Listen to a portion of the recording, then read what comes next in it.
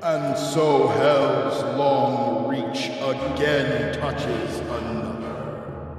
Your kind always tries to mask your evil behind the veil of innocent slumber. Your podcast shall be swift. May God have mercy on your soul.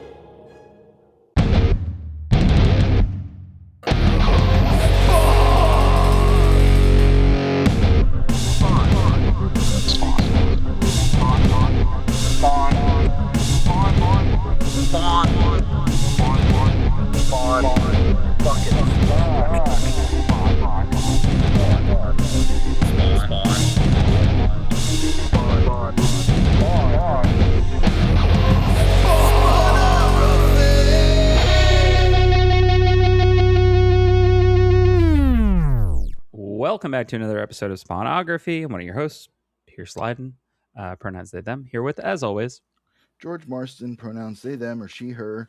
And we're here to talk about 2 issues of Spawn and also maybe some other stuff first. Because how was your week, Pierce? It's the 5th of July. How was your 4th of July, Jesus's American birthday? I had a good weekend. I played some Magic on the 3rd, hung out with some friends yesterday, watched the fireworks, which, like, my official stance on fireworks is that I don't particularly like them, but whatever. It's not like you can really avoid them in New York City on 4th of July, so The problem I have with it is because I live in the South, and maybe it's the same way in parts of New York or whatever, I'm sure in other parts of the country, but certainly here in the South, you get fireworks starting on the 12th of June. And it's yeah, like that's people will just be blasting them. Our city had its fireworks display not yesterday, July 4th, but the week before, the Saturday before. And so I saw those driving home. I saw my partner perform in a musical, which was very fun. nice. Yeah, and on the way home from seeing that, I saw the fireworks. Yesterday, my band played a show in Atlanta. Oh yeah, how was that? It was pretty fun. We opened, the doors were at 7, and we played at 7:15. All the other band's girlfriends seemed to really like us. Now we had a few people, and I mean, look, my band Lost Cigarette, coolbutrude.com, we're just kind of raw, like heavy punk, hard rock. And so if you give us a stage, we'll make the most of it. And we blew it up out there. We had a great time. I will say this, I won't name or really describe the other band that I'm talking about, because I'm not trying to blow up their spot on our podcast. But there was one other band, at least, who we certainly offended them with our politics. Oh boy. Like, one of the dudes, 2 people left the room by the end of our second song, which is an extremely political and like confrontationally jarring song. And just the dude wearing the America 250 shirt branded for his dojo was Yikes. not impressed. So I love anyway, that that's such a specific kind of guy, a huge patriot who also runs a dojo. he had exactly the tattoos you'd imagine. Anyway, there were a lot of really cool bands that played. The band that played after us was called Loveless Wedding, and I saw some of their videos beforehand on the internet. It didn't really do them justice because live they were just, I don't know, really charming, kind of queer, just pop, like pop rock. You could almost compare it to the Bare Naked Ladies in a positive way, to like, they just had really good harmonies. I don't know, man. There was a point where the Bare Naked Ladies were fun early on, like prior to their novelty era. I don't know. It's like It doesn't matter. There were like 2 weeks, I guess, right? Just one. Is it 1 week? 2 weeks? No, they go through a lot of different weeks in that song. Well, maybe not. Anyway, Grizzly Bear's 2 weeks. Look, I don't want that to sound like I'm talking shit about them, because I was really charmed by them. They had like these orchestrated backing tracks, and their bassist and singer, they were very much theater kid punk, I would say. Again, in a complimentary way.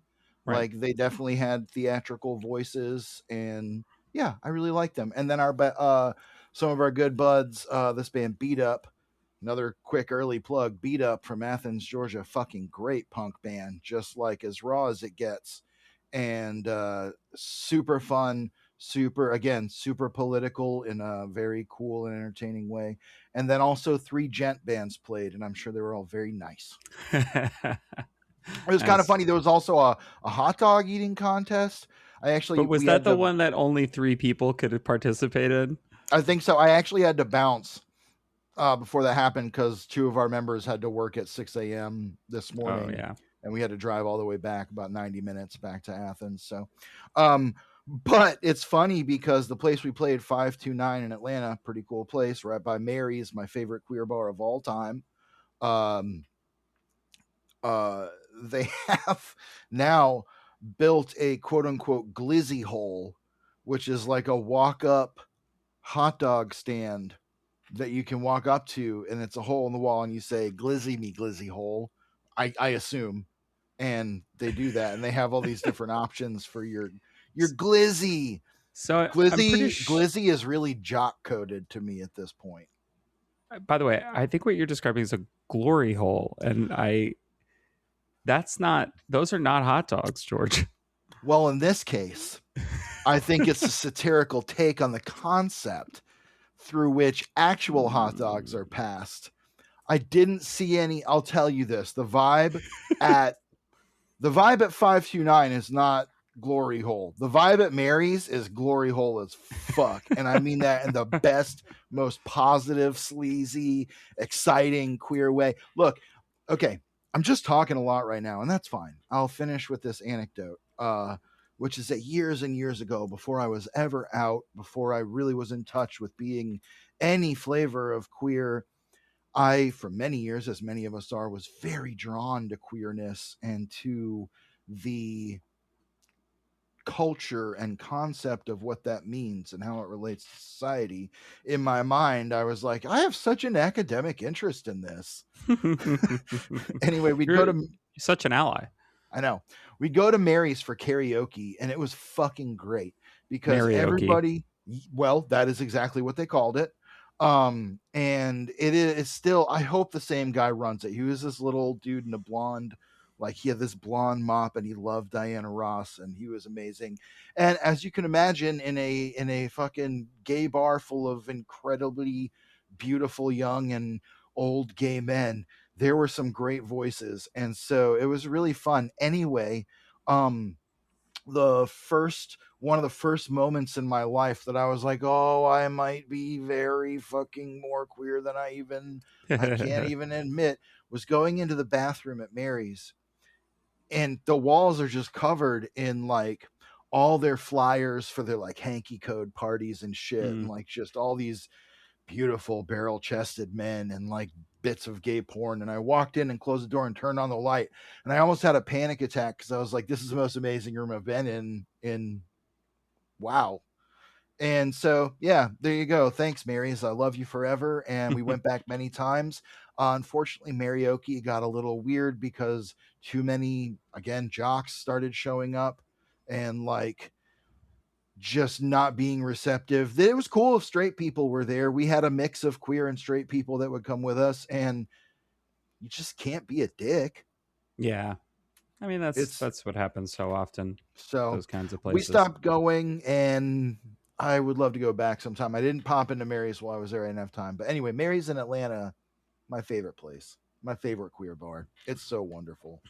Well, today Talking about two we very straight issues of Spawn. is two of the straightest maybe. Well, but also two like I don't know. We said this already with Endgame, and we said this a little bit before we started recording that the last arc it was 12 issues long. It's a year full of Spawn, and we are no closer to understanding what direction the creative team wants to take this book in, what their plan kind of is. I think, I was thinking about this since the last time we recorded, since we finished up that arc, and then reading these. And I was thinking about other times where we've done the legacy thing in superhero comics, right? And I would It's say, been there for a long time. yeah, yeah, I mean, and Human Torch. sure, but I'm even just saying a true, just like passing the mantle from one hero to another. Right. Sure, And I was sure. trying to think of The like the Flash, best. though. Anyway, sorry, I won't. I'm just trying to think of like the best times that we've done it, right? And like a more modern era. Okay. And I was trying to think about what was going on kind of right around this time, which is Batman R.I.P. Yeah. and the Battle for the Cowl. And And Captain so, America at the same right, time. Those things were simultaneous. The death of Captain they're America. they're right around the same time as this, and I wonder how much of this awkward baton pass was, well, we can do that too, because one thing big two comics can do is, especially Marvel and DC, they can do like, I remember when Blackest Night was coming out, and my boss at Marvel when I was an intern was like, because I was like, oh man, that thing's like really selling, like people really love it, and he goes, if Marvel Yeah. wanted to do our own Blackest Night, we could. They And already had Marvel Zombies. no, but just in the sense of like a big cosmic event that focuses on Mm, the Marvel Green Lantern, which if you want to say is like Nova. And he was sure. like, also they did Annihilation and all that, and like that's Yeah. kind of the Marvel version of it. So Yeah.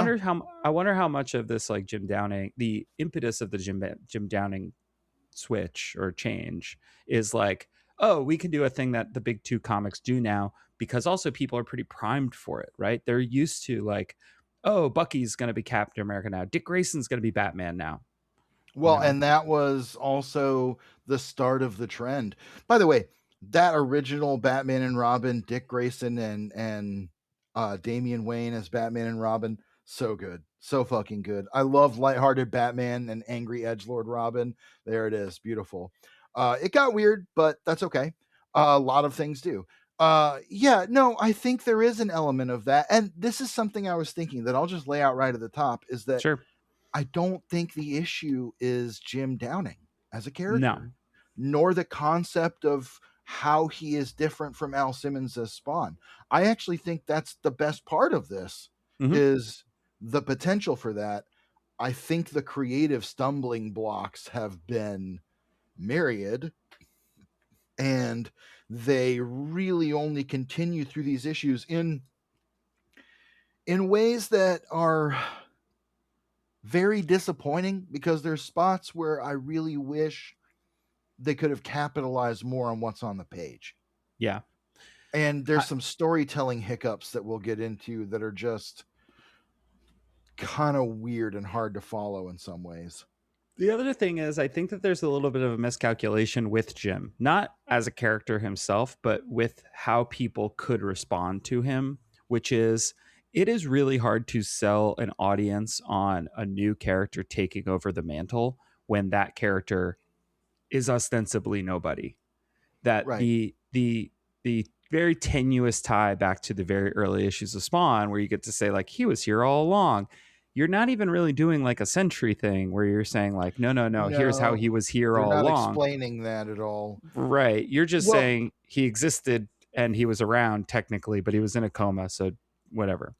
I think if you look at to your question about the best versions of that of the you know the successor taking over Sure. the mantle. I think the two best examples, and maybe the best older example and the best modern example, would be um, Wally West as Flash. Still Hmm. the all time best example of that, and Yeah. to me the best Flash because of that. Like the story of him having to go from being freewheeling Kid Flash to suddenly having to step into the shoes of the greatest hero of the multiverse who saved every reality and figuring that out. It took a couple years for him to for the story to find its feet, but it's Yeah. just I love Wally West and I hate that starting, there was a point where they stopped knowing what to do with him. They gave him kids, and it was just this long, slow death. And Barry Allen came back. Anyway, Wally West to me is the all time best example of that. I would say the other best Sure. modern example, and maybe you'll remind me of a better one, is Jane Foster as Thor. I Mm. mean, She had an incredibly long tenure with some really good stories. Maybe Carol Danvers as Captain Marvel, another uh, kind of very consequential one that like she's definitively Captain Marvel now, you Yeah. know.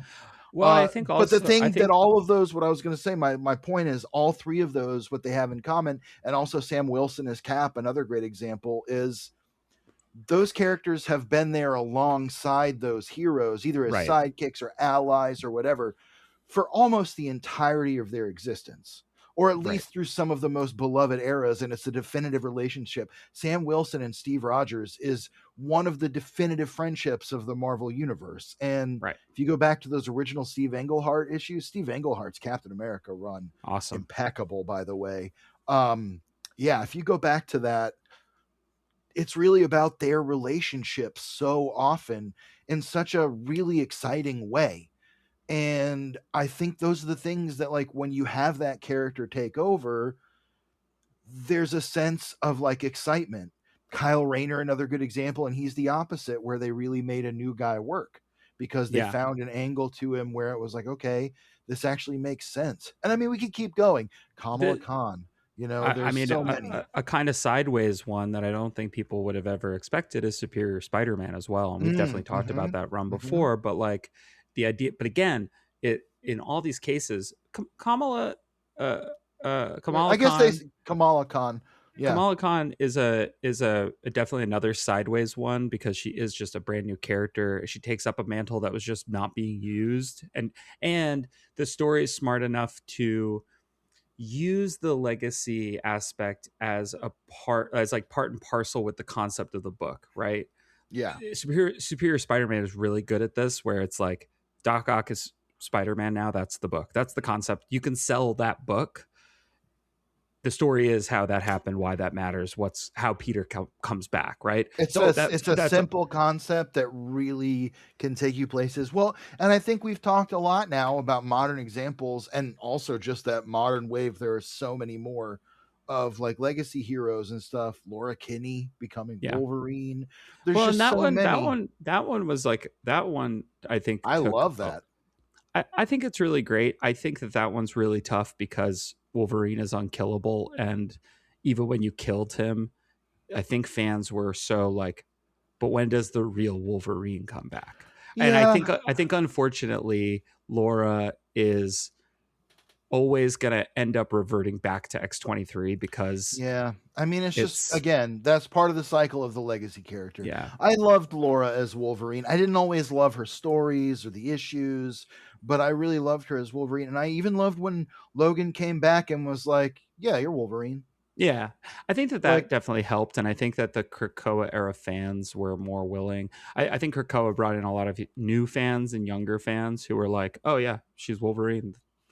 He just said it, so yeah, which made it a little bit easier. And also too, I think Marvel has less of a track record with successfully finding that the road to legacy heroes yeah. taking on the same names and kind of moving forward because they Rachel also Summers. well, you mean Prodigy? I meant Prestige, Phoenix. excuse me, Prestige. Well, yeah, and that's exactly my point is like even that didn't stick, right? Because to For fans, I yeah, it think took so long. like but like for fans in Marvel comics, I think that like fans are like, well, there's one. Even though there can be many, there's really one guy and That's the that other side of it, the contraction of that. And there are certainly people who just believe in that one true iconic version. right. So, And I think it's partly the fault of the publisher to keep going back to that well. When you do not leave characters dead, Barry Allen got to be dead. That allowed Wally West to like yeah, flourish.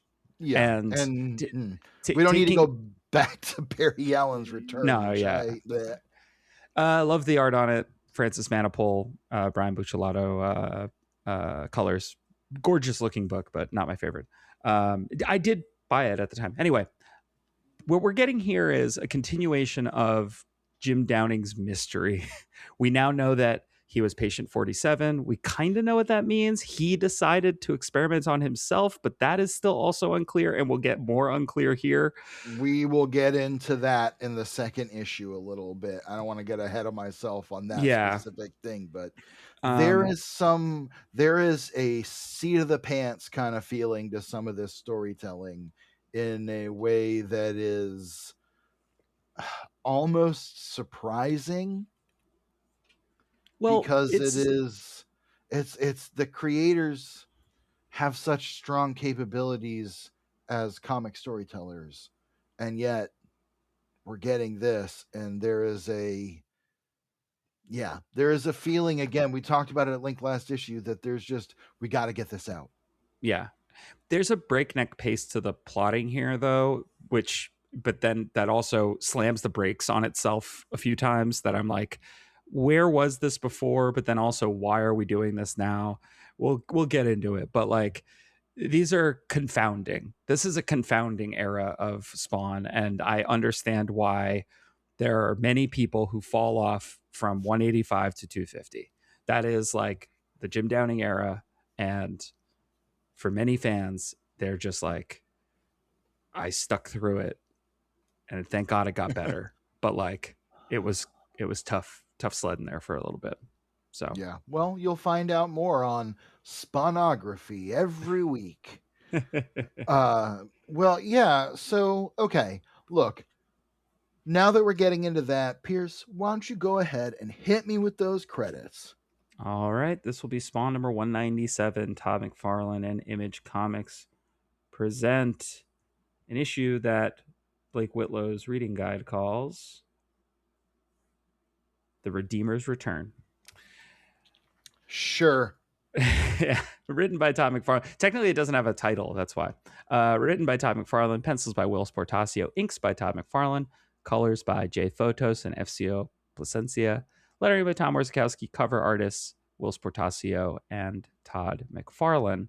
And we're gonna meet up with Sarah again. Um, she's She's asleep at 6:02 a.m. after talking to Jim. She's going to bed, I assume, from her night shift, because she's a nurse. right. And so they're having this little exchange where she wakes him up, and she says, "Yeah, I'm just exhausted trying to finish my reports for work, but I'm almost done. I'm heading to bed in a few minutes. Also, I love you, and I wanted you to know that." And Can we pause right here, because this yes, the one of the most confounding things about, and I think I've already brought this up, I don't understand their relationship. well, I I do, I mean, get it. I do, but but everything that happened in Endgame feels like it happened in about 5 days. Well, yes, that story has been stretched out. And I'll go ahead and say right now that these issues truly just read like Endgame 13 and 14. Sure. There is no change in the story, there is no real development.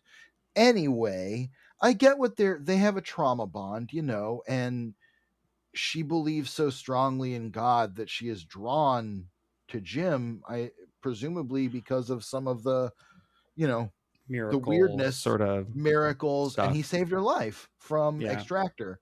So you have that. And I think that's also okay. So, excuse me. Also, to speak to their relationship, I think it's very interesting to see that Jim Downing really is the opposite of Al Simmons, Mm, where he didn't make a choice. He doesn't know what the choice was. He doesn't have those memories of his life, but he does have a current, love interest. He's kind of a flip-flopped version of Al, where you see him finding his new world and having that be the struggle rather than trying to recapture his old life, because he has no old life. And we've pointed that out before, but I think that's the strength of this, mm. is that it really does want to show you a different Spawn. The problem is the story's not there. And so as we continue, right on the next page, we get who else but Redeemer. And he's like about to kill Sarah for cavorting with Jim Downing, an agent of hell, as Spawn, even though he doesn't really get what's going on. Frankly, neither do I a little bit at this point. And he starts forming his arm into a blade, T1000 style. And as he looks down, he sees her crucifix, her rosary beads on her bedside table. And he says, she's one of ours, a follower. I'm not authorized to kill one of the Lord's flock, even if she is cavorting with one of the devil's warriors. And he leaves her one of his he leaves crosses, her he leaves her a giant cross, which I have to imagine he uses as like batarangs. right? like he's Uh, fucking Bible man or something. Bible man, Willie Ames, as Bible man, which is true. So right off the bat, though, I don't love these colors.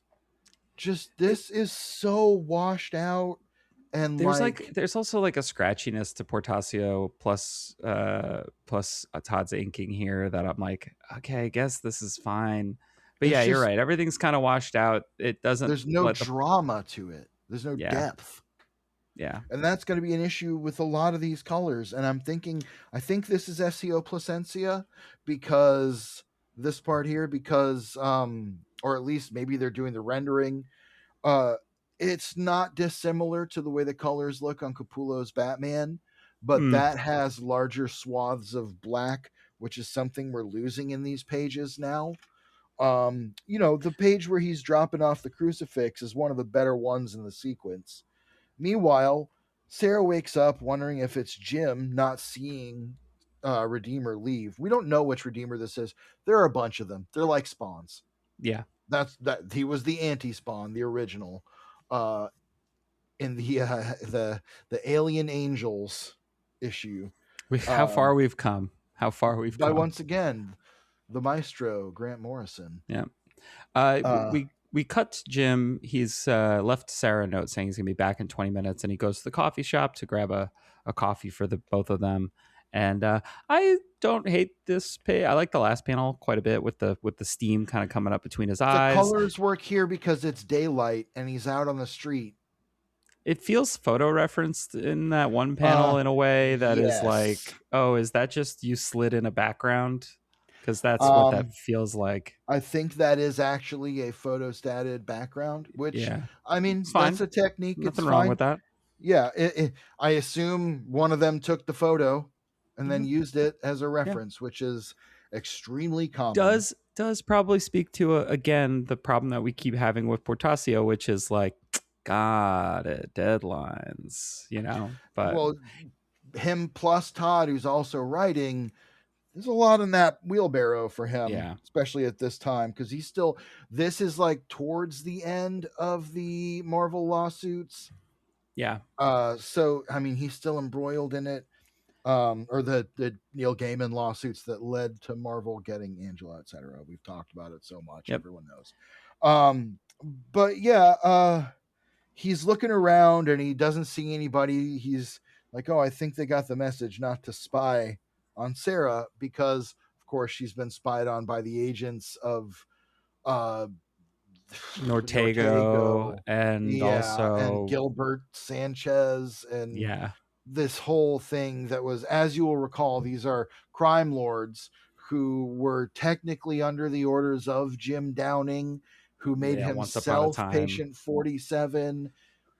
It's really something. I mean, that's a mm, again, it's the strange inversion of Al's choice where he's given no choice, right? and he doesn't want the power, he wants his life back. And this is apparently a guy who doesn't care about his life, he wants the power.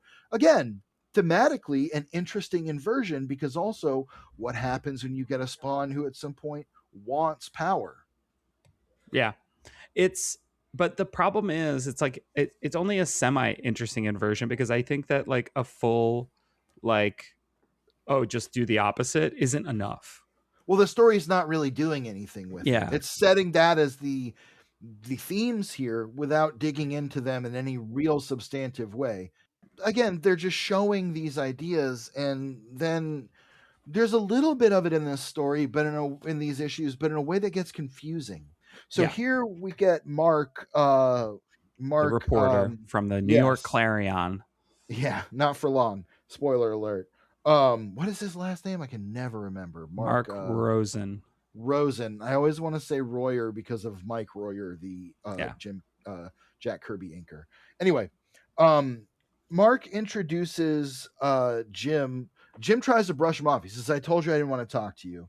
Mark introduces him to a friend of his, a veteran that he says was with his dad in uh, Vietnam. Vietnam. He served alongside his dad in Vietnam, and he lost the use of his legs. He became paralyzed, and he's used a wheelchair since, and that would be like 30 years or more at this point. And Jim, who Mark has deduced has healing powers for those who touch him, uh, brings this paraplegic man to meet him. Jim shakes his hand kindly, and And then just kind of fucks off. He's like, I'm yeah, out of he's here. like, "All Like, right, nice to well, meet you. yeah, Whatever. yeah." He says, "Take care of yourself, Bill." He's kind to this guy, Bill. Um, anyway, yeah, Bill Dietrich is his name. 2 hours later, it says, Jim and Sarah are like kind of like flirting on the couch. She's like snuggled up against him. So she's just talking about some bullshit about like the weird shit they did in a small town. I can imagine my friends and I set shopping carts on fire. As you do, fill them Yeah, with garbage. as one does. Uh, that is the most dirtbag sounding thing I've ever admitted to, and it's the tip of the iceberg, baby. But Um, she says she wants to thank Jim for a gift that he left on the nightstand, the cross, and he's confused. But we there's a knock on the door that interrupts them, and it's fucking Mark again, who just, I mean, I guess 2 hours ago yeah, he left, but yeah. like he comes back and he kind of like weasels his way into the apartment, and he's like, I gotta show you something, and he Well, brings one him thing I want outside. to point out real quick just about this scene with Jim and Sarah is she's kind of explaining their relationship here because she feels like such an outcast at her job and in society. And we got to remember, she talked to him every night for Yeah, years and years and years. She feels dependent on him in that way. I And she says guess he's the only one who makes her I feel like guess less of an she's outcast. built up more of a relationship than we've seen. Right. It's established that there's this long context before that, which sure, but Yeah. also, yeah. Anyway, so yeah, I just wanted to touch on that real quick because we were talking about it. But yes, No, as of you were course. saying, Mark shows back up, and what does he have to show Jim? Bill Dietrich can walk now, and Mark is like, or sorry, Jim is like, is this a joke? Like, what is this? Like, and Mark finally explains, like, I figured it out. You have healing powers. Like, here's the deal. Here's a bit of like, this is where the book is doing a lot of telling and not showing. I mean, if it's We get already showed Mark to once us, again recapping the entire plot, something that yeah, he is the only purpose of this character. So annoying. I will say two things. I love and hate this middle panel of Mark Rosen just giving these paragraphs of recap of yeah, exposition. But the thing I love about it is the body language of the four characters, where Mark is like really trying to entreat Jim to realize that he's done something wonderful for Bill Dietrich. Bill is hugging Jim. Sarah's kind of like confused, standing behind Jim. And and Jim himself is just standing there stock still, confrontational, like, I don't get what the fuck you're yeah, telling me fists or why balled up you and want everything. this. It's just a really, the storytelling's all there in the body language. So much so that we absolutely don't need a trillion words here. God bless. Is this still Tom Orzechowski, you said? Hmm. God bless Orzechowski. Sorry, sometimes I can't flip back to the beginning because the Oh credits are yeah, not of the it's fine. what do you call the Orzechowski's compendium. technically worked on more issues of Spawn than Todd McFarlane has. So More than anyone. yeah, Anyway, he does great work here lettering this, but it's just so much. And like, we don't need all these sentences. We could get this out of the way in one sentence. Mark could Yeah. say, when I talked to you the other day, I was so sick. And then after I talked to you, I was immediately cured. And that's when I realized. And it takes, ugh. I think one thing that I'm noticing is that Todd doesn't he doesn't trust that characters that he doesn't trust the reader enough to not just actually put all the words in the characters' mouths when they're talking to each other, rather than have us. This scene could literally be like, Jim, I have to just tell you everything that I found out, and we cut away, and then It could be we, 2 sentences. It could be right. half of this, and I honestly, it seems like maybe they put that much text because of the space that was left there for it. Hard to know because they work in that Marvel style. Um, and I wanna say maybe it speaks to the fact that Todd's real strength is as kind of a showrunner, Mhm. as the sort of like executive producer, director, kind of that sort of guy who's putting together the right team and the right ideas and saying, yes, let's do this and this, and maybe we twist it this way, Right. and you guys will run with that. I think that's where his strength really lies. And we see that through Brian Holguin. We see that through Even with David Hein David as well. Hein. Yeah. Yeah, David Hein. We see that through these writers who have taken their turn at the wheel and done work that we've really appreciated and enjoyed. And in David Hines' case, that had to thread some very strange needles. Yeah. And it does that a lot more effectively with the because one, there's a lot more built up, a lot more kind of loose threads to sort of pull together. With Jim, there's not that many loose threads except a lot of like asking why, like what is this, like it's just not clear.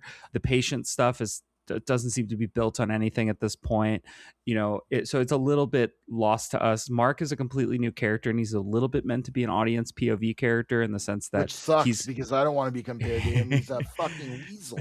but but that's because like he's going and looking and trying to find answers. Unfortunately, Sam and Twitch are usually better for this because they're a lot more fun and they're characters we already know.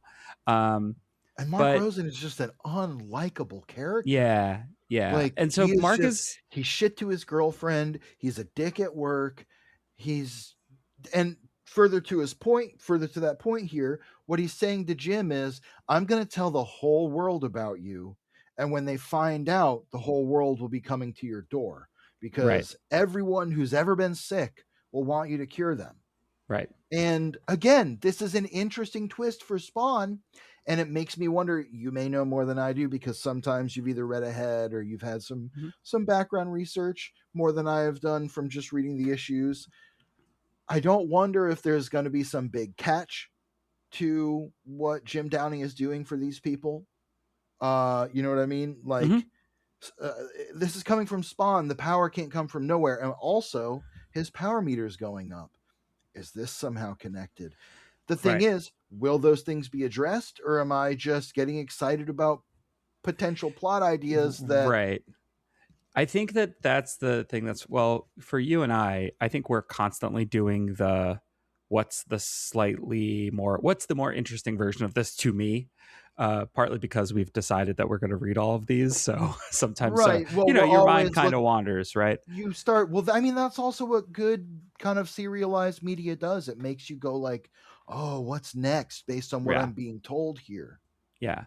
But I think that that's the other thing that becomes disappointing is not that you've built up the story in your head to be so much better than what's on the page, but just that like the answers to the questions are not necessarily either ever provided, or they're just kind of disappointing when we get there. And I uh, so There's some stuff in these issues also that makes me think they're not thinking that far ahead thematically. So well, and that's what we kind of learned from Endgame anyway. So Mark kind of does threaten Jim here, and it's just like, let me run interference. I can help you now. So because this is gonna all blow up, and he is trying to weasel his way into kind of Jim's inner circle. Yeah, to absolutely. see how far he can take this, because obviously he's got skin in the game for his job for Well, to get he is just promoted. chasing a story that will get him recognition. He is a journalist of vanity. Let's put it that way. Yeah, And I mean, sure, every journalist, everyone who reports on anything of any level of stakes wants to make their name, yeah, wants to break that big story, wants to show the world some truth that they couldn't have seen without them, obviously. But Mark Rosen comes off like he's doing this out of vanity, yeah, like he's doing it because he thinks he deserves to be that person, and yeah, that he just is a character who is written with this massive toxic ego. yeah. uh I So hmm, he's a so villain. The one thing kind that I of, want to point out on this page also, though, is this is where Jim, on the subsequent page after he leaves, this is where Jim tells Sarah he loves her as well, and yeah. she says, I already know, God told me. And he is just kind of lamenting how crazy this all is. But a voice says, no, it isn't. And it's Clown. Clown shows up. And Clown is goading him to use his powers and just, if people are pissing him off, use your powers, your spawn. Like, if you don't, somebody's going to exploit you. The bad guys, they're going to exploit you. Now, to this point, we know that Clown's been manipulating Jim and pretending that he and Violator are separate entities on some Mhm. level, and that Violator's a bad guy, but I'm Clown. I'm helping you out. The Violator clown thing is kind of dumb and a little bit confusing, but Clown as the devil on Jim's shoulder is interesting to me. Yeah, Again, another inversion where Cog is the, well, we find out later, devil on Al Simmons' shoulder, and he is manipulating him in his own way. I think Clown as his kind of Clarence Oddbody, his sinister version of that, kind of works. yeah. I like. It also shows just Clown taking a different approach, which is satisfying. This feels like it builds on the Jason Wynn thing. It Yeah, feels like it builds on some of the evolution we've seen of him from like a farting, Shartan miscreant to being this like weird, bizarre kind of cunning manipulator who has admittedly a still occasionally puerile sense of humor, but is more concerned with his own machinations and his own ability to seize power that he couldn't get before. Also, yeah, not for nothing, visually the best part of Will's Portacio and Todd yeah. McFarlane's collaboration by far. Port Even the Portacio's coloring really, works so well on this. Again, yeah. I think this is Placencia based on the gradient. Portacio's really figured out his Clown, and I think that Todd like leans into it in a different way than he did with Capullo. And Clown takes Jim up to the roof, and he's just kind of still goading him into He's calling him you know Spawn, and Jim's like, "My name's Jim."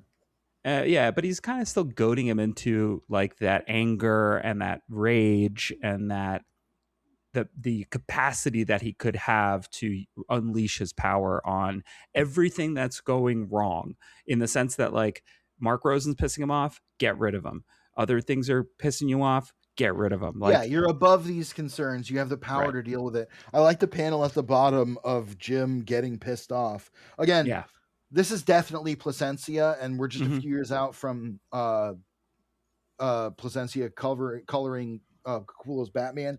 You look at that panel, you can see the way that they do that flesh gradient of like Hmm. that sort of pink kind of undertone. That is very a big hallmark of some of their coloring style. Yeah. Is FCO Placencia a person or a group? I've actually never looked into it, and it could be A either. person. It's Cool, initials like makes FCO. sense. Yeah. Makes sense. Name is Francesco. Oh well, great. Yeah. Um, Really interesting colorist. There are some spots in the Capullo's Batman, Snyder and Capullo's Batman, where his coloring is actually my favorite part. Mm. Anyway, here it works really well for Clown. These sequence where there's some mood on the page, there's some black, some spotted, heavy shadows. Placencia's coloring style works so much better than on the Yeah. open pages. So yeah, I like the panel of Jim where the energy's coming out of his eyes and Clown's telling him, Heaven, hell, they're afraid of you. You're a risk to both of them, so they'll keep sending their agents. And he says they're afraid, and Jim says, good, I hope they're afraid. They want me that bad, I'll make it easy for them. So yeah, they go up to the roof, and And who should as, appear? as Clown is telling him that the agents of heaven and hell are coming for him, fucking Redeemer swoops down Just out of the sky and grabs him like a fucking giant eagle carrying off a baby. And he's yelling, Redeemer's yelling, where is she? I want her back. And Jim is saying, don't touch Sarah, I'll kill you. And Redeemer kind of drops him and he becomes Spawn. Meanwhile, Redeemer starts yelling that he wants his wife back. I want my wife. My wife. and we find out Delete that that. his I don't even wife like that I did that. I hate that. I said I was never going to do that again in the first episode of this podcast, and I just did it compulsively because it says my wife about 50 times in this page, and I don't like that. Anyway, um anyway, took me this Redeemer's long to break my principles. God damn you, Jim Downing. Redeemer's looking for his wife, and we find out that his wife is the angel that got her wings ripped off. The still nameless angel Yeah, she still's no who's known name. only as his wife, no name still. Absolutely disgusting that she has never been identified by a name, only by the people that she has been married to or victimized by. It is absolutely brutal. And then we get another hilarious like the lengths that Clown will go to make sure that Jim does not know he is also Violator, where Redeemer blasts Spawn off the roof, and while he's been blasted off the roof, Clown turns into Violator to fight with Redeemer, and then changes back, and we find out that he could There's just a whole become sequence. as big as he wants. Well, there's this That's whole the thing sequence now. where Jim Spawn is falling. He's one big boot Spawn now. He's falling, and Clown goes, "Go limp Spawn, I've got you," and then Spawn just splatters him.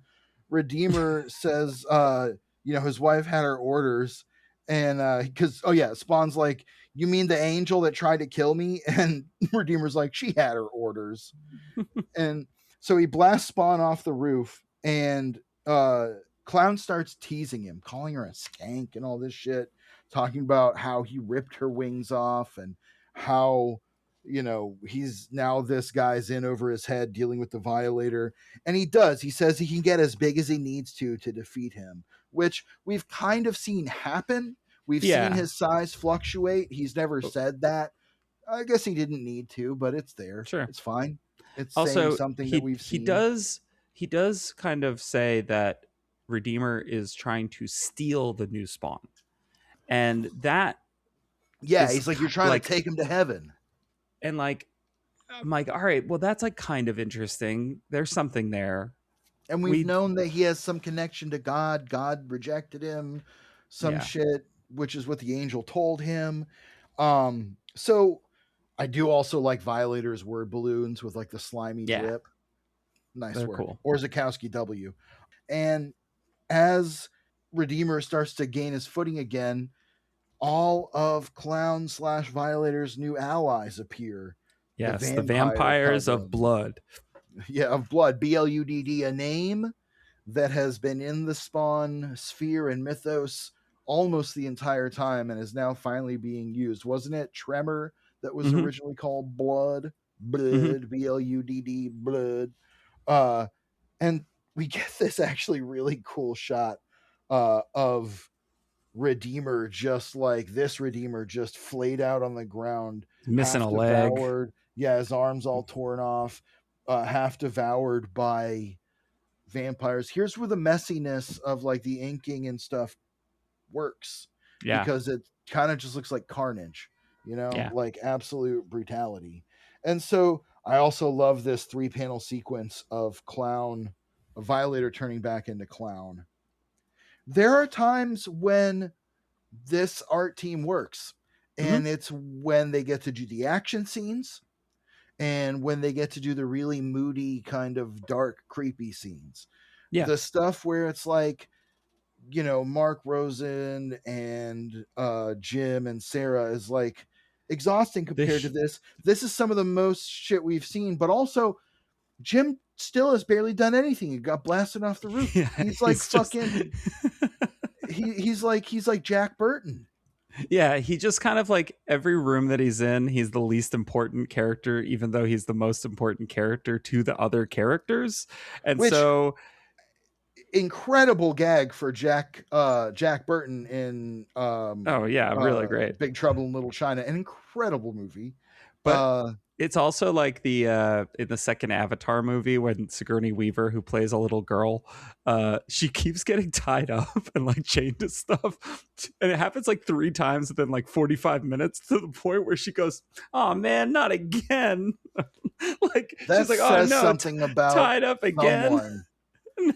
She keeps Dude, getting like that how do handcuffed to people things. watch that shit? Sigourney Weaver as a little girl getting bondage tied No, is no, it's not like that. demented. It's Yes, not it is. bondage tied. I It's mean, on. it is though. I guess if you want to, if you If you listen, you the telling me people, that, put me on a list, Pierce. the The people, most people in the world have seen that. the That's people want insanity. Pyacon. Okay, that's why. That's why they go to the movies for Pyacon, the Whalian. I thought you were gonna say that Pyacon is the name of some kind of Sigourney Weaver bondage fetish, No, like fucking hentai or some George, fucking thing. do you not know that Pyacon is one of the Tolkien? I refuse to react to that. Okay. Anyway, Listen, I love whales. I'm fascinated by cetaceans. I think they're the most incredible you would creatures. love Also love the sharks. Avatar No, I films. wouldn't. And because I don't think that they're anywhere near real enough for me in terms, I don't like whale make 'em ups. All right, fair, fair. I Anyway, want gritty realism. Violator turns back into clown and he says, "All that remains is corrupting spawn to our side." And I love this panel of Jim crawling back onto the building. Clown, you okay? That is like the moment in, I think it's the first Jackass movie, where Johnny Knoxville gets in the ring with Butterbean, and Butterbean just like knocks him out so hard that he's literally on the ground snoring. And they like literally, and they bring him to, and he goes, "Is Butterbean okay?" And it's one of the funniest things that's ever been filmed, frankly. So I think that this is the other thing. Like I'm having a lot of fun going through this part because like one, Mark Rosen sucks. He sucks. And But also, it's actually at least Spawn is on the page. sort of like I like that he's involved, even if he's hilariously getting like shunted This is away. Spawn stuff, at least. Yeah. And it is funny. It's become, that is kind of a great gag when he's like, "Clown, are you okay?" And then he's like, "You fucking did that to him?" And Clown just goes, "I've been given certain powers too." My next question would be, which ones, dude? Jim now is just kind of going to ask the questions that he should sort of ask, which is, why are you doing all this? And Clown says, because I need help too, and there aren't many places for our kind to go. Besides, I could really use a friend. And Jim decides to be his ally. We get like kind of like a cool splash page. That is just And a classic Spawn splash giant page. We cape. have not seen Spawn standing on the corner of a building with his giant cape It's been billowing too long. in so long. And yeah, he says to Clown, "I've got your back from now on. You seem to be the only one I can trust these days." Next issue, the media onslaught begins. These buildings look great. Oh I yeah. love this page. It is interesting also though that Jim Downing is gone from this kind of weird spiky guy with a shredded cape to now being basically like peak, like a classic Greg Capullo style Spawn. It's also interesting too because not like he has reference for Spawn because he was in a coma the whole time Al was operating. So Right. like he doesn't even technically know. But I guess the K7 Letha does. So you The know. K7 Letha remembers, and it makes you wonder if that has any meaning or if it's just that they wanted him to look more classic. I kind of Yeah. wish he didn't. I kind of wish he still had more of his own visual personality. I Mm-hmm. love One Big Boot, but it's a little bit X-Force at this point in Yeah. time. So yeah, anyway, that's the end of that issue. So Pierce, hit me with the credits. All right. It's gonna be Spawn number 198. Todd McFarlane Image Comics present an issue that Blake Whitlow calls Patient 46. Written by Todd McFarlane, pencils by Khary Randolph, inks by Todd McFarlane, colors by Jay Photos, lettering by Tom Warzakowski, cover art by Greg Capullo. It's an okay cover. It's not the best. Yeah, I don't know about Carrie Randolph in this for me. I You know what? Actually, you know I what it is? It's not even Carrie Randolph. It's the opening sequence. I do not like the opening sequence. agreed. I that's It the is, it's yeah, written kind of weird. I like this is also the most women have talked to each other in Spawn and it is a not. It does in not. ever. Spoiler alert: does not pass the Bechdel test. Nope, it But they doesn't. do have a longer conversation than like Wanda and Cyan ever even had. Yeah, Basically, for maybe sure. Cyan and Granny Blake. I think, Um, or Cyan and herself. yes, basically. So there's these two women who are strippers, sex workers, getting ready for their show backstage, and one of them is talking about going on a date with some very nice man. She's just talking about how kind and like elegant and gentlemanly he was, and they talk about like the size of his dick. There is a there is a constant streak of puerility in Yeah, Todd McFarlane's writing where he yeah. loves a fart joke or a dick joke. And he's one of those dudes who's like, he had a big dick. And At least sometimes he's it equal gets, opportunity here. It's not just men that talk this way; it's also women. oh, these women are having locker room talk. This is just Literally, jocular talk. This is just this is a locker. locker room. I mean, this is the locker room for, yes, it is for sex workers and strippers. And you know what? I have no problem with that. So yeah, they describe the date to each other, but the big thing here that we're supposed to pick up is this necklace with this butterfly on it This that he Christina gives her. Aguilera ass necklace. Yeah. It's this like tribal butterfly necklace. Also, I want to say that despite the writing, I don't mind Khary Randolph's work here. No, I that's what I was saying. Looking back at it, I was just like, actually, it's the sequence that I don't quite like. I don't even mind that it's like sexualized because they're strippers and they're talking about sex and Sure, it's a flirty, sexy kind thing. I of just Sex in the City. it's just a little too puerile for me Sure, sometimes. I don't know. I'm not a prude. we're still inside the strip club here. I guess it's called the Ramp Room. Is kind of what it seems like. What it's called, the Ramp Room. It may be the Tramp Room. I hope it's not. But uh, we cut we cut to a large man named Malcolm, and it's clear that He is he's a man who is large. yeah, it's clear that he's a regular because all the girls know his name, and he's just watching. He's just watching, and a couple of government agents in suits pull up behind him. I like these panels quite a bit of him sitting with all of his cups, and His they're kind of like, huge "Hey, musclemans. are you trying to avoid us?" You know? I like a good chunk of this issue more than many of the others Sure. because it follows up on the first opening bit of the arc of the Endgame arc with Extractor, and Hmm. the height of the art and writing was right at the beginning. It was very front loaded. I really liked that.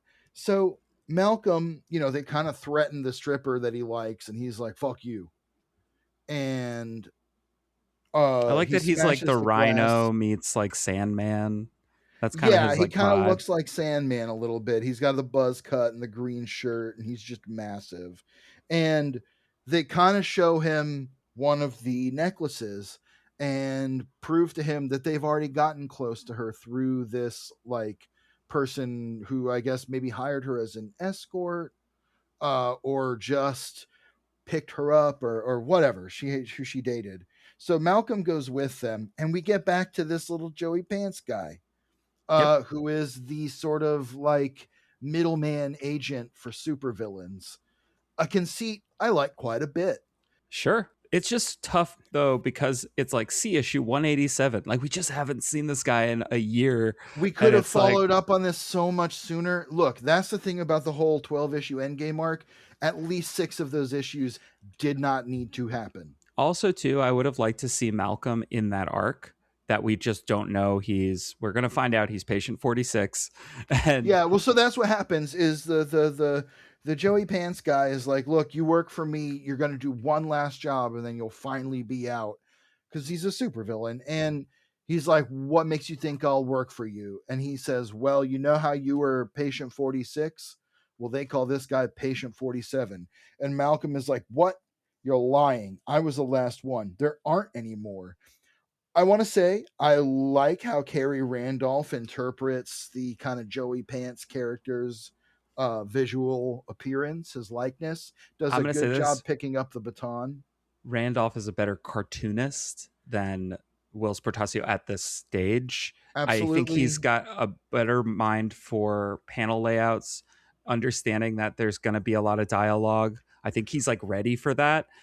And that's really I'll call out like the panel where he says like here's the scoop, where it's the figure is really small in the panel. And There's again, so much wall of text, space. but Right, but if you're fine with it because there's just Khary enough Randolph's space. art breathes. And yes, like I said, I like Khary Randolph here, and what I also like is that this is a much more kind of superhero esque issue of Spawn, Yeah, where he's fighting a supervillain.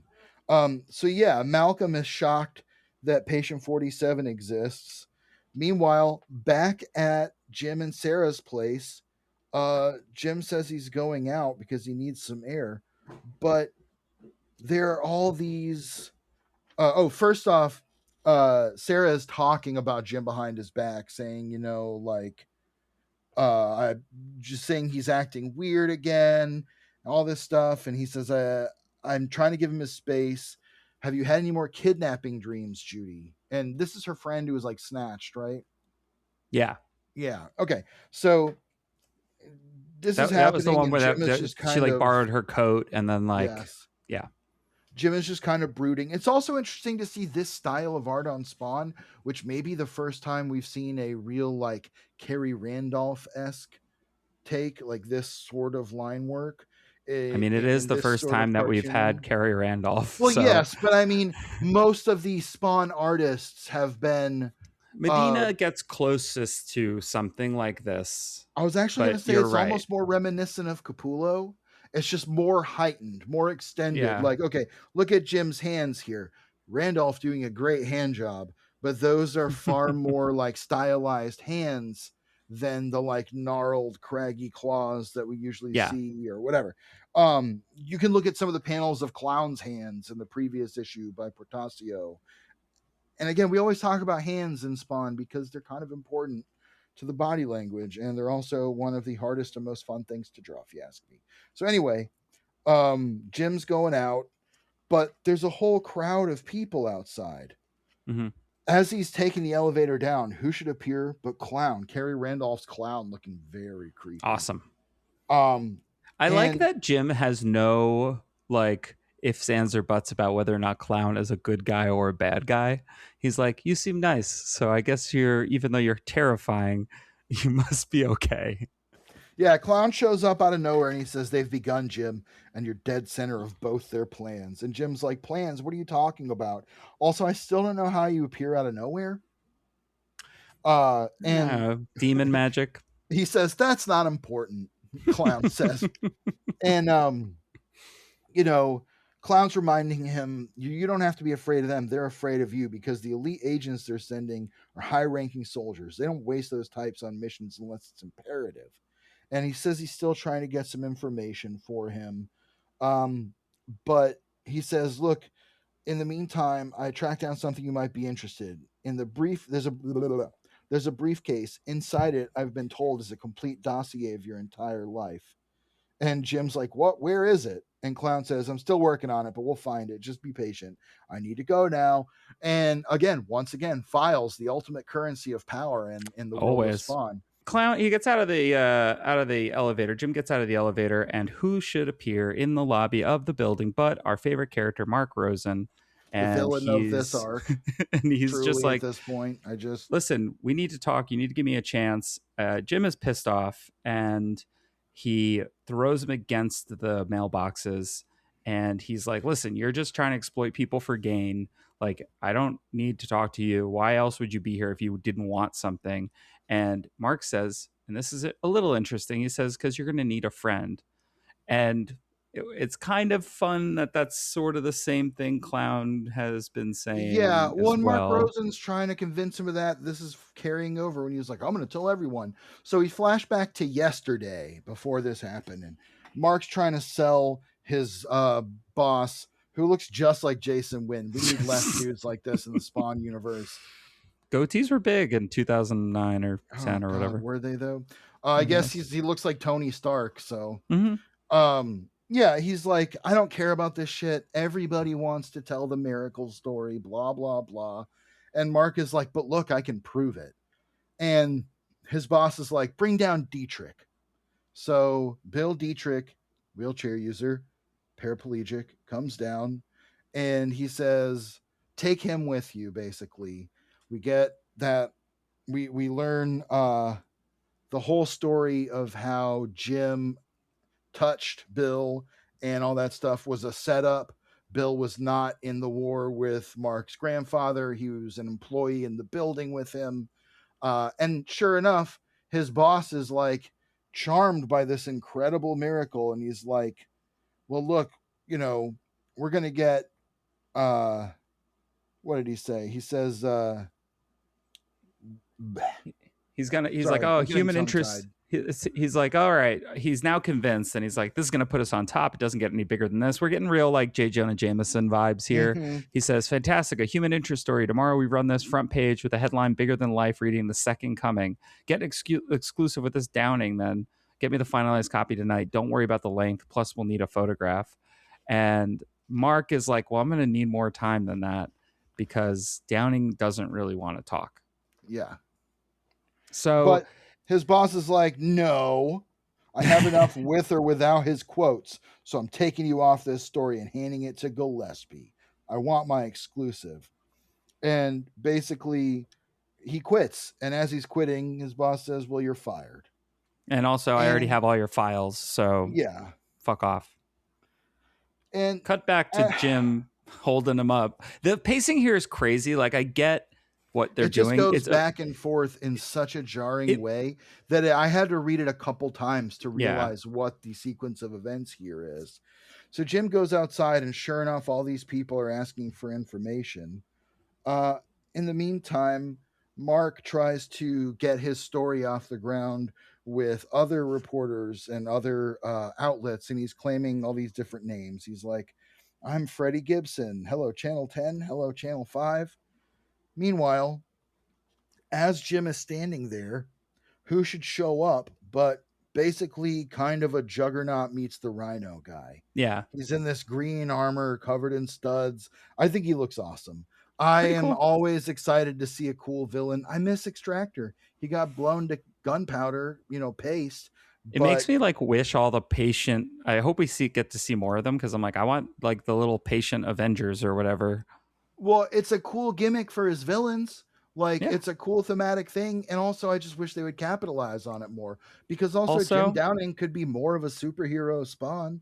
mhm. I also really love this Khary Randolph drawing with the big Oh womb yes, at the bottom it's as great. well too. It's really cool. Again, Just he's a really great fit for this issue visual wise because it's a more super heroic issue. Jim is like, wait, leave these people alone. I'm here. And the guy says, like I said, I want to talk, but first we need some privacy. And he Malcolm uppercuts him uppercuts away. him over the roof. Honestly, another great Khary Randolph panel, just so Yeah. simple. But when he lands, he's Spawn. He's fully Spawn. Fucking Fucking really kick cool Spawn. ass. Again, we haven't seen someone who pushes anatomy in this way.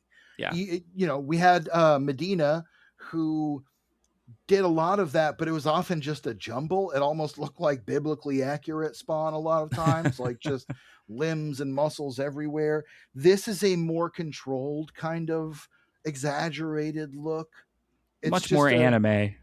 and it's more contemporary to what was Yeah. really taking off in other comics at this time. But this Spawn is great. And I love that Malcolm lands and he goes, Christ, they transformed your whole body. I thought that wasn't possible. They said they couldn't re-engineer the body that far. And Jim is choking him with his chains, trying to find out how. He says, "How do you know me?" And Malcolm is explaining he was also a patient. He says, "I was supposed to be the last. There weren't supposed to be more." And Jim says, "Here's where things really take a turn for me in this issue. Hmm. Seriously." Jim says, "What are you talking about? More what? Talk, goddammit."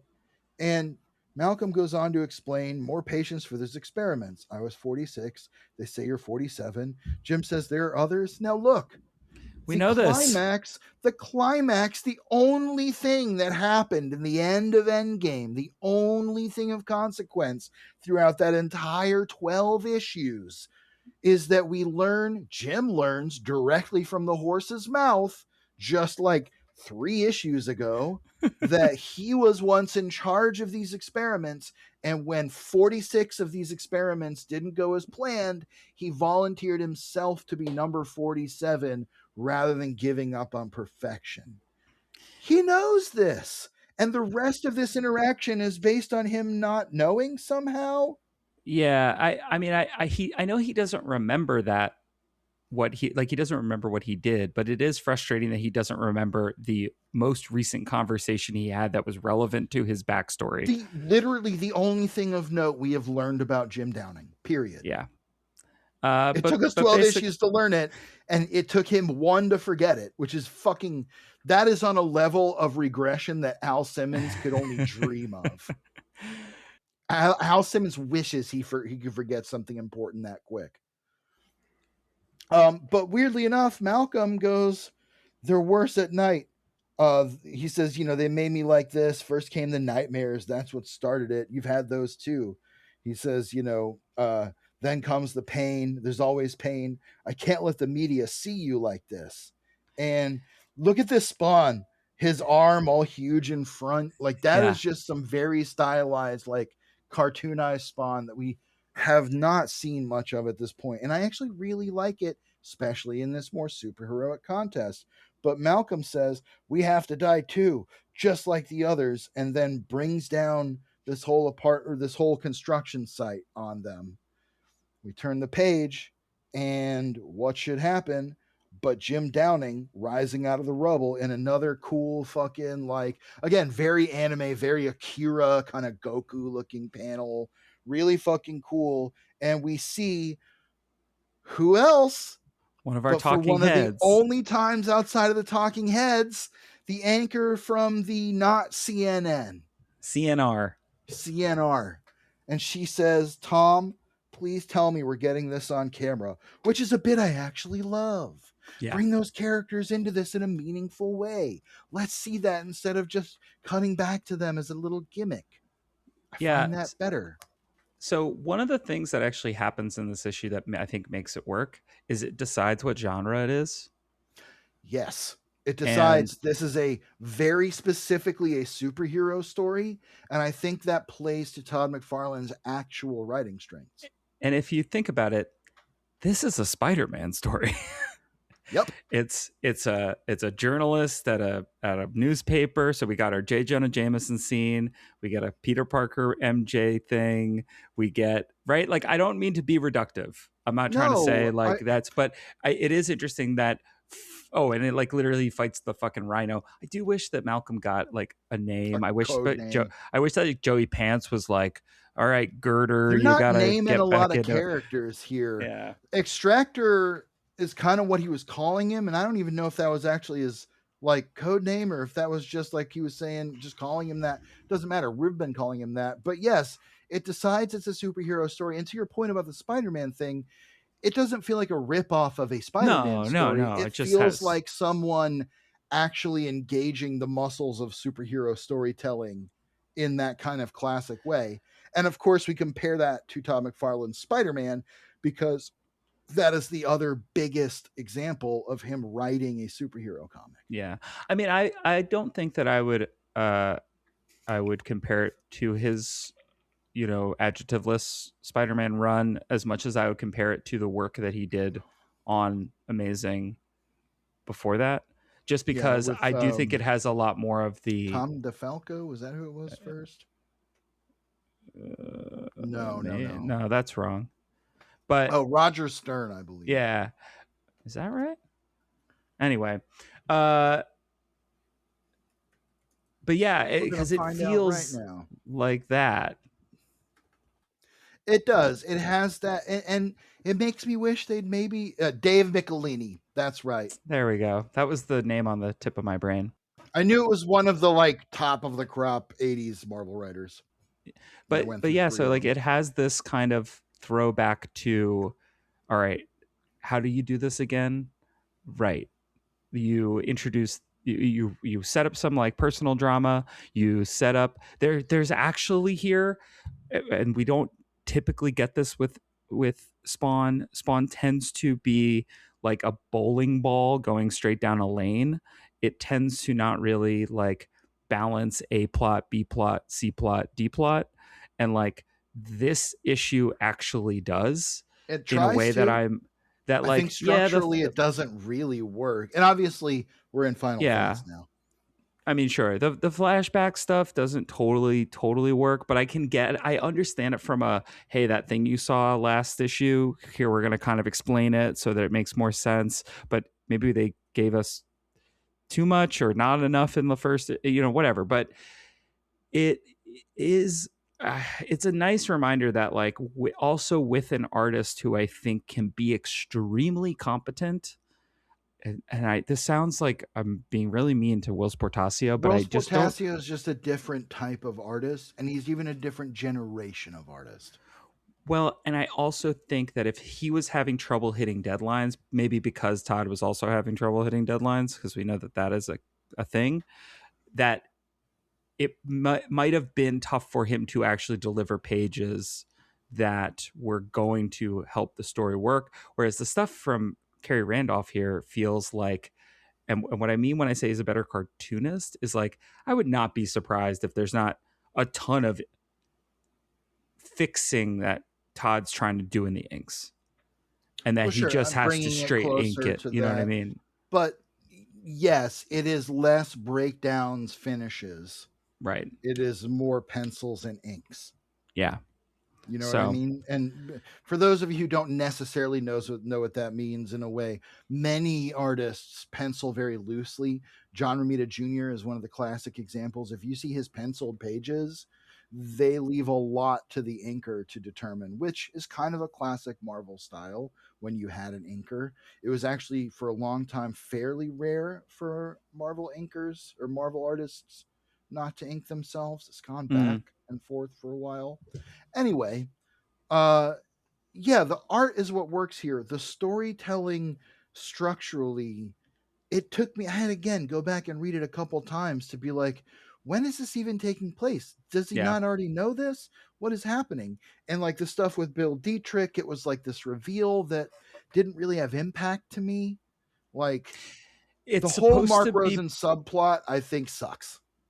Yeah. The Dietrich stuff's supposed to just finally push Mark Rosen's story forward a little bit, which I do And then appreciate there's supposed to that. be a But like, punchline in him being again a sleazeball who set yeah, the whole thing up and did in a way trick Jim. yeah. But and also this. So I think that despite the storytelling being a little bit wonky, I do think that it actually succeeds in these two issues kind of do more plot work than the previous 12 issues of Endgame, where in the sense that like at least the media getting involved is like a stake for Jim Downing. Clown's continued manipulation is like a stake. Redeemer now being involved means that like God has a presence further than just that one angel. We've seen what Blood's army of vampires can really do, so like that's kind of potentially scary. Uh, we've seen Patient 46, and we are to assume that Extractor was also a patient of this program, Potentially, yeah. so eh, less guys in suits with goatees and more guys in superhero suits that look crazy and weird is actually helping the book. And it's And also kind of the most interesting Jim Downing has felt compared to Al Simmons in a lot of ways. There are all these yeah, different stakes. We've talked at length now about how they've, kind of flipped a lot of Al's stakes on their head so that we're getting, you can tell they're trying to do like, okay, let's do a new Spawn and try and make it we can't make it as iconic as Al Simmons, but let's Yeah. try to channel some of that storytelling and give people a twist on this that isn't just another guy going through the exact same thing. But Yeah. also, another problem I have is Todd seems to not bother with the like heaven and hell aren't attached to earth anymore thing. Like, he just seems like he doesn't want to do that anymore. Like, the whole end of Al Simmons remaking the world where heaven and hell were quote unquote permanently sealed off with the twins. So I guess either Todd has just been like, that's too hard to deal with, or there's a new heaven and hell, or but it doesn't seem that way. It's just one of those things where it's like, man, I do not want to be a continuity hound. I think that is probably the wrong way to read comics a lot of times, Hmm. but there is a lack of consistency even within the same characters. Like within 3 issues, we've Yeah. got Jim Downing forgetting the most important thing he's learned about himself by any stretch from I any could, character. if I was going to no prize it a little bit, right? I would say that because we know that Jim does have some level of amnesia, that whenever he uses his powers to heal people, even if he's doing it inadvertently, he's forgetting stuff. That's like Right. the closest I can get to like making it kind of make sense, It's still just but it it feels, it's just confusing to me. yeah. But anyway, that's 2 issues. And hey, we're gonna read issue 200 next episode.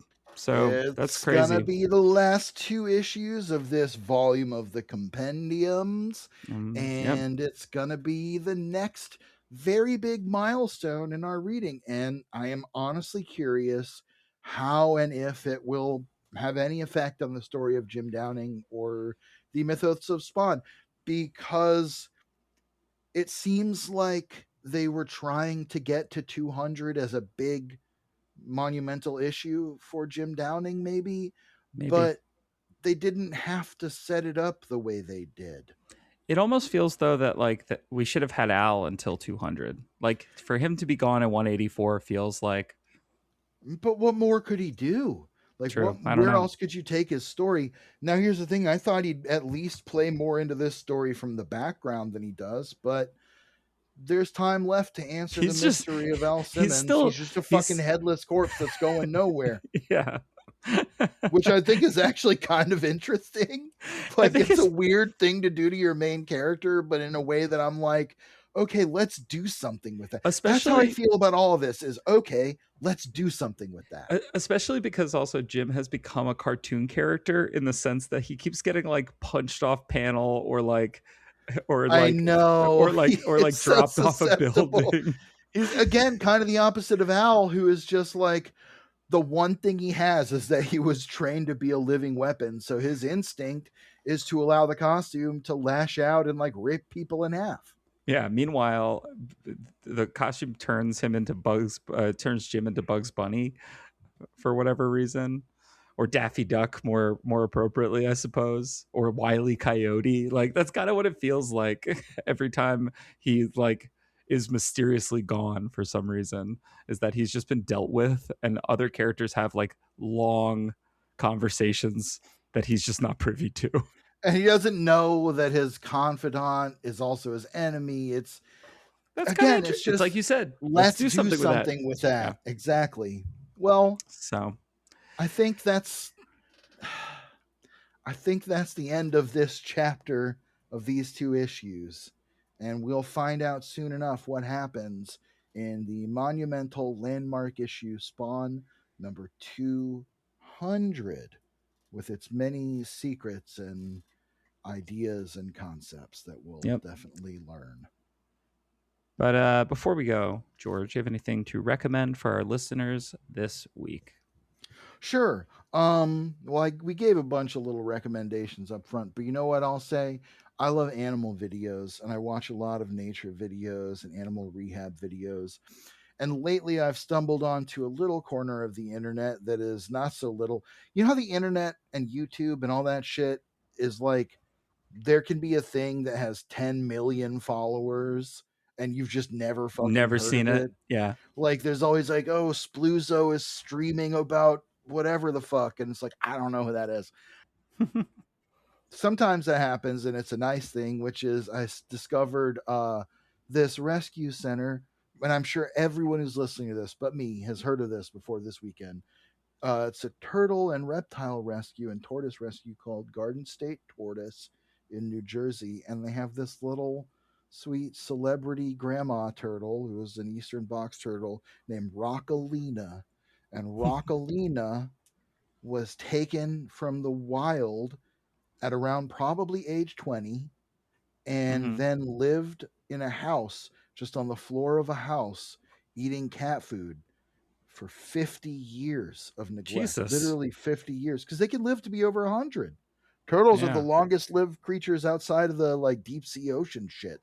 They nursed her back to health, and she just has a very sweet personality. They have all these videos of Rockalina making milestones, like they take her outside for the first time and show her a worm to see if she still has food instincts, and she immediately like eats the worm, and they're all so excited, and they introduce her to a baby turtle and they make friends. And anyway, it's just really nice to see humans doing something good for Yeah. Earth, and also it's nice and sweet, and Rockalina's the best, and I would live or die for her. Cool. I will recommend my buddy's band Grip. They're a Oh, I know hardcore Grip. band, hardcore band here in New York. They have one demo out at gripnyc.bandcamp.com. So check it out if you like screamy punk music. It's great. Fuck yeah. It's good stuff. If you like the show, you can rate, review, subscribe wherever you listen to podcasts. It really helps the show. If you have things you'd like to say to us, you can email us, spawnographypod@gmail.com. Also, if you'd like to give George a job, you Yeah, can I'd love reach it. out to us there. And yeah, until next time, George, for Todd Soul of the World. He gave his only begotten spawn. See you later, Hellspawn.